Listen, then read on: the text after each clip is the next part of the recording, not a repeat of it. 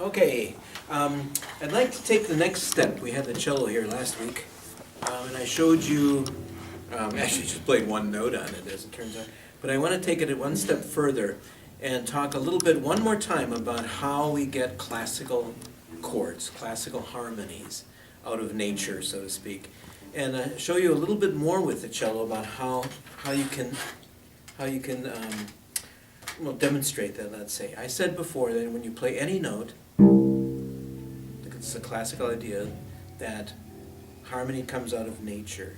You're hearing this note, which is a C, but you're also hearing what we call the overtones. In other words, one more time, the string is vibrating as a whole. It's also vibrating as a half, and that half creates another note. It's vibrating as a third. That third creates another note. Each of those thirds of the string create a note higher than that. The fourth creates a note higher than that. The fifth note creates a note higher than that. The higher we get up on those intervals, the softer those notes are in your ear. But you're hearing them. You're not conscious of them, but you're unconsciously aware of them, which makes us want to go, arguably, if you're a classicist, it makes us want to drift, gravitate toward the sounds, the relationships that we hear in the sounds of a chord. Now I want to show you on the string how you can actually hear, you can tease out those notes. If I play the string as a whole like this, you're hearing that note. If I place my finger, and I don't know if you can get a little close, you can probably, that zoom works pretty well. But if I place my finger right in the middle of the string, very lightly, I don't press down, but just very lightly, what I'm going to do is pluck it again, and my finger is going to stop the string from vibrating as a whole, but it will vibrate as a half, and as a third and a fourth and a fifth. So you're going to hear the lowest note you're now going to hear is not this one, but the first overtone, because it's going to be vibrating not as a whole string, but just as a half, starting as a half string. And then you get this note. Can you hear it? Which is exactly an octave higher than.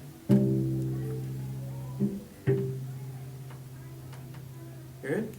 And you heard that note before, you just weren't aware of it. Now I'm going to put my finger on the third, and we'll get the next overtone, one overtone higher, if I can find the third here. Hear it? What I've done is I've stopped the string from vibrating as a whole and as a half. So you don't hear the bottom note. You don't hear that first overtone.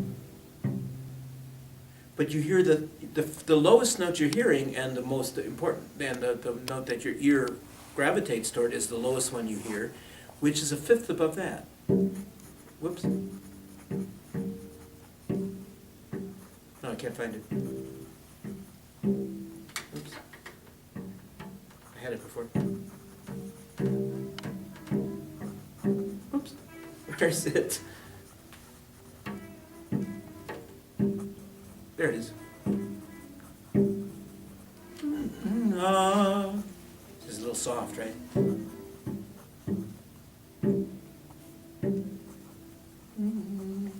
Pretty soft, but can you hear it there?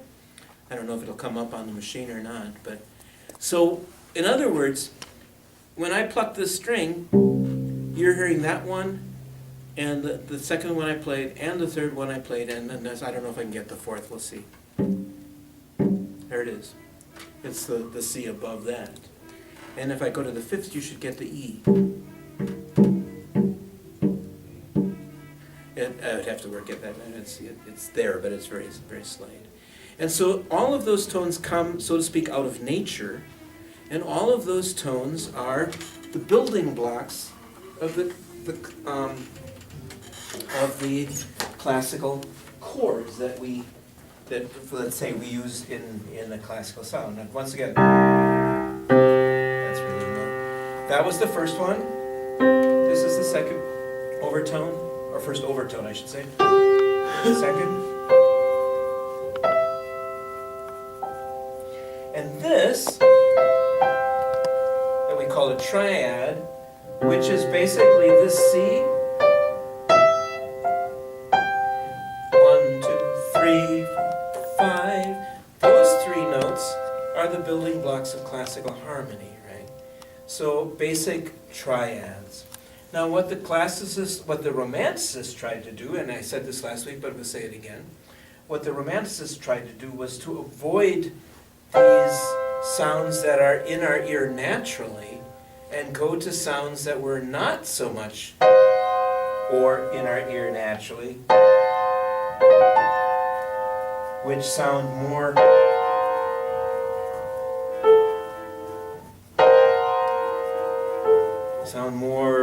longing, sound more dissonant, sound more like they're drawing from somewhere else, right?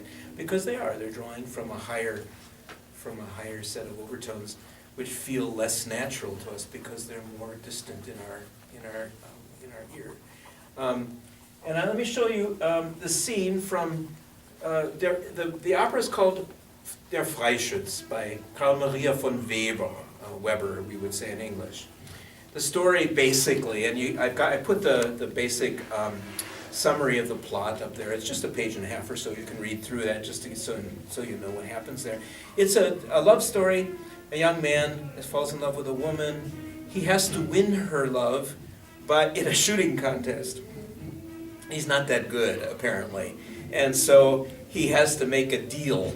And the deal, of course, is with supernatural powers. And he goes to the Wolfsglen, the Wolfsschlucht, and there's a dark figure, Schlemiel, there, who can somehow cast golden bullets, which we can't possibly miss, right? You can see that this is from the supernatural. And that Wolfsschlucht scene in this book is one of those moments of great early romanticism, where just pretty much like Berlioz's symphony, where Weber in this case is trying to sound out new ways of hearing supernatural, unnatural, you might say, relationships. And I just wanted to show you this because the very beginning of this piece plays with harmonies that are not this at all, but rather, and here's the way the thing begins, is like this.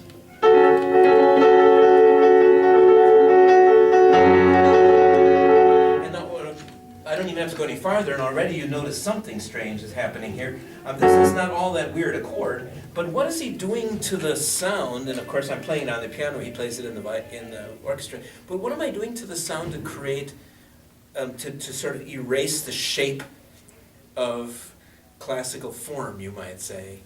What is? There's something odd about the way I could have just played it like this. It should have been still a little dark. But it's not, it's this. And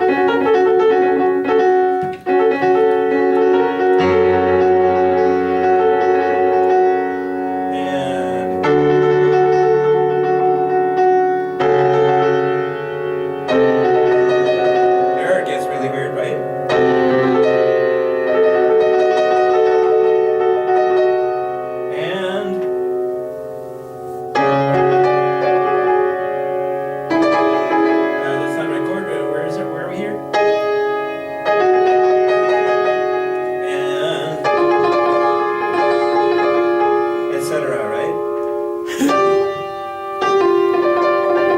And chords are all very, very unlike this. The basic. You can hear it when I play them side by side. How distant they are in our natural understanding, our natural orientation of overtones.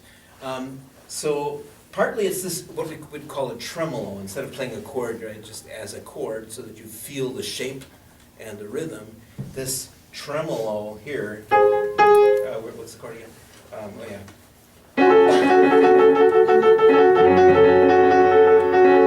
Creates sort of a sense that there's no start and stop to the note, right? And there's not even the melody doesn't go in clear rhythmic steps. Of course it does, but it doesn't feel as much like it. And then when the melody comes in, the melody will sound familiar to you because it's this.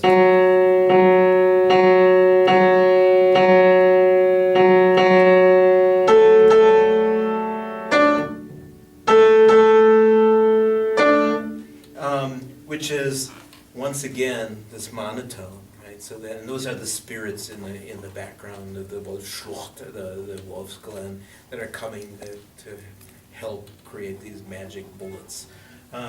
So again, and that's just a real quick, let me just play the very beginning. We're not going to listen to the whole scene, but I want to just play the very beginning of the scene so you can see what it, or hear what it sounds like in the orchestral version. There are, in this version, also subtitles, so you can get a sense of it. I would just suggest, just listen to it. It's one of the great early opera scenes from the 19th century, in which they play with the supernatural.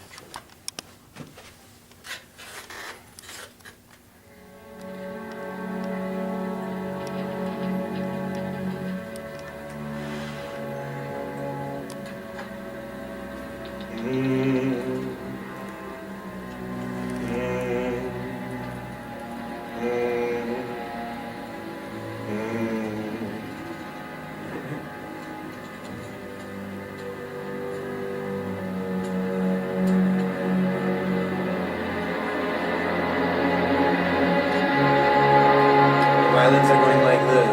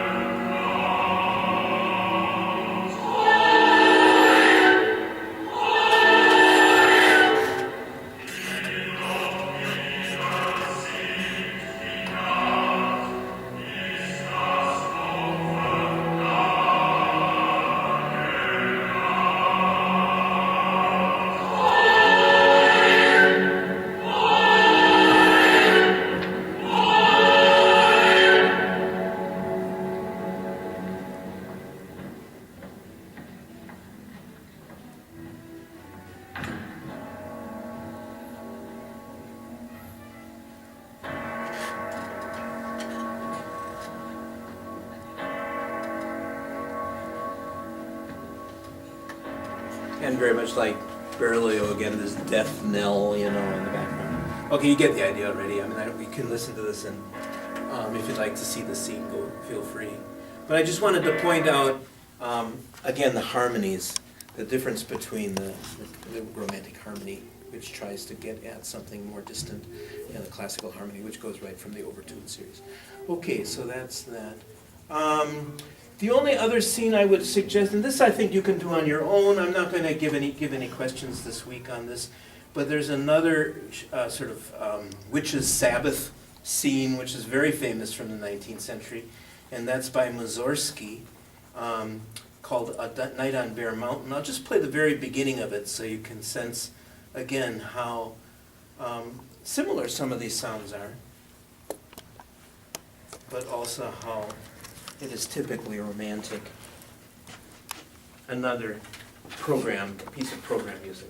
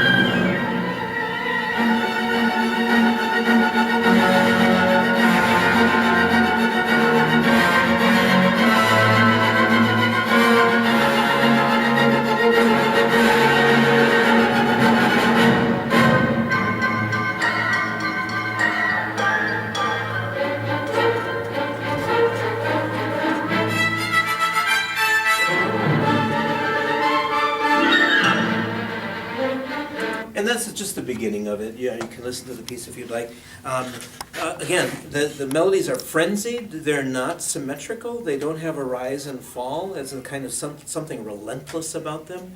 And now, in summary, again, I'm not that concerned if you don't understand the difference between classical and romantic harmony. That really is pretty difficult, right? The classical harmonies come out of the overtone series.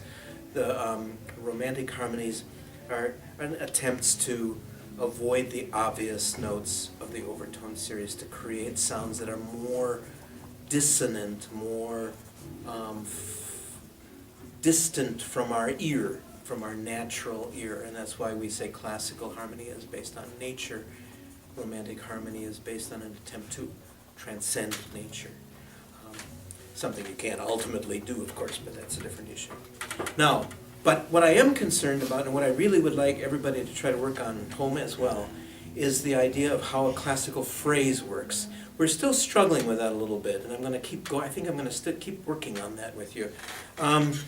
If you're going to say, what is classical form? We're getting very good at saying classical form is about a balance of spiritual and the physical, and that is based on nature. We're very good at the philosophy of the music.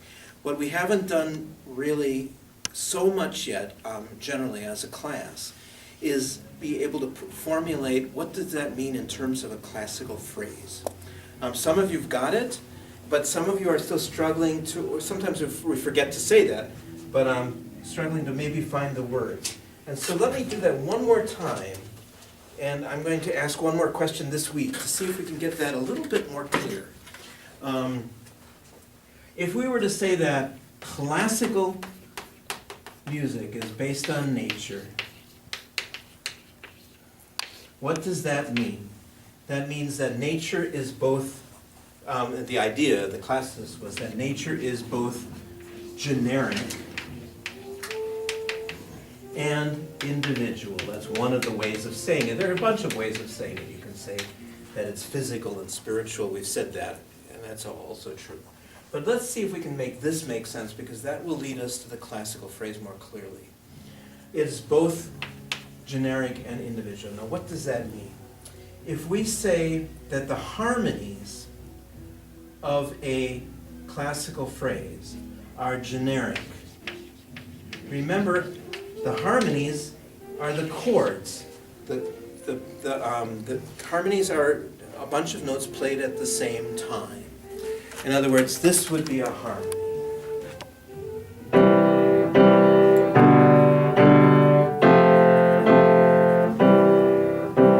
That's not a melody. Those are just chords that go in the background of a melody, right? So those chords are generic. Why are they generic? Because everybody uses them, from Mozart to Paul McCartney. In other words, they are general, they are handed down, they are part of the landscape of that everybody is accustomed to. The melody tends to be individual. If I start with not exactly those chords, but if I find myself in times of trouble, Mother Mary comes to me. Those notes are not on top of each other. They're not sung at the same time. I'm singing one note, obviously, after another. That's a melody. And that melody is different whether it's Mozart's Piano Concerto Number 20, first movement, second movement is a different one. The third, in fact, the second theme is a different one. And Paul McCartney's Let It Be is a different one still, even though the chords of all of those three pieces are exactly the same, more or less, not always in the same order. Make sense? So this combination of harmony and melody is both generic and individual. That's one way and perhaps the most important way that a classical phrase is built. The other thing you can say is that a classical phrase tends to be symmetrical, which is 4 bars plus 4 bars. It's sort of the first half sets it up, and the second half finishes it off. But and symmetrical symmetry is a form of logic. It's a part of that brain, the side of the brain that organizes things. But if it were just symmetrical, classical music would be awfully boring. It's also, and this is what makes it magic, it's also emotional. Because not only is the symmetry there, but there's this rise and fall of the melody, which is also a rise and fall not only in pitch, but also in volume. And that creates a tension, and every once in a while there's a little push or pull on this symmetry, a little bit of an adjustment, a little bit of an asymmetrical something or other that still stays within the symmetrical feel, but creates a little tension that gets released. And that combination of logic and emotion is also a classical balance. And so when we look at when we're talking about classical style, let's not just talk about the philosophy, let's also talk about the music and see if we can get into words and into your ear, even more importantly, what does classical music do in a typical phrase. And the easiest place to hear that, I think, is that Mozart's Piano Concerto 20, the second movement. The first movement is really actually kind of radical, as it turns out. The second movement is pretty classical, pretty conservative. Okay, just as a reminder. Now, when we get to romantic music, we find that the composers are trying to avoid the symmetry, and they're trying to avoid these harmonies that come out of the overtone series, as I showed you before. But if you listen to that melody, there's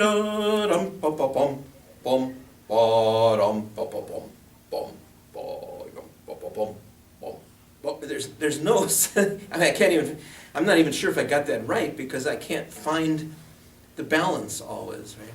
Because it's not 4 plus 4, it's something like 7, all told, right? And the gaps are at strange places, and it just kind of unravels rather than finds itself within a conventional form. So that's one way in which the romantic artist tries to, you could say, transcend the conventions of that. The other way of looking at this is generic as a convention, individual as an invention. A bunch of words say the same thing. Make sense? Let's see if we can get that to make sense, and then try, every week, try to make the connection to the sound that you're hearing in some of these pieces. Okay, that's just a basic review. Okay, now we'll take a break, and then we'll go to Snow White.